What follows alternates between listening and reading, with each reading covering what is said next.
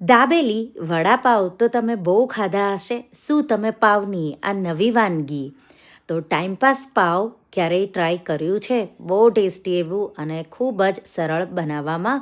તો સૌથી પહેલાં મિક્સર જારમાં આદું, મરચાં, લીલું લસણ કે સૂકું લસણ સાથે લીલા ધાણા, મીઠું, લીંબુ અને ખારી શીંગના દાણા ઉમેરી આવી ચટણી વાટી લઈશું. હવે મેયોનીઝ બનાવી લઈશું. તમે રેડીમેડ મેયોનીઝ પણ લઈ શકો.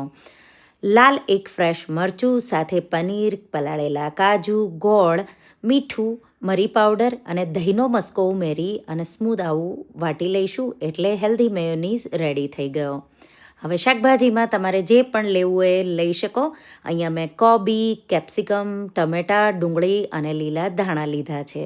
બધું આપણે એક બોલમાં આ રીતે લઈ અને મિક્સ કરી દઈશું. અહીંયા લીલા મરચાં ઉમેરવા હોય તીખું બનાવવા માટે તો એ પણ ઉમેરી શકો. હવે લીલી ચટણી, મેયોનીઝ, ઇટાલિયન સિઝનિંગ કે પિઝા સિઝનિંગ, મીઠું અને અહીંયા મેં સ્વીટ ચીલી સોસ ઉમેર્યો છે. બધું મિક્સ કરી દઈશું. તો આ રીતે ટેસ્ટ બેલેન્સ કરી બધા સોસ ઉમેરવાના, મિક્સ કરી દેવાનું એટલે સ્ટફિંગ રેડી. હવે અહીંયા મેં લાદી પાઉં લીધા છે. તમે એના જગ્યા પર મલ્ટીગ્રેઇન બ્રેડ પણ લઈ શકો. લાદી પાઉંને વચ્ચેથી કટ કરી બટર લગાવીશું.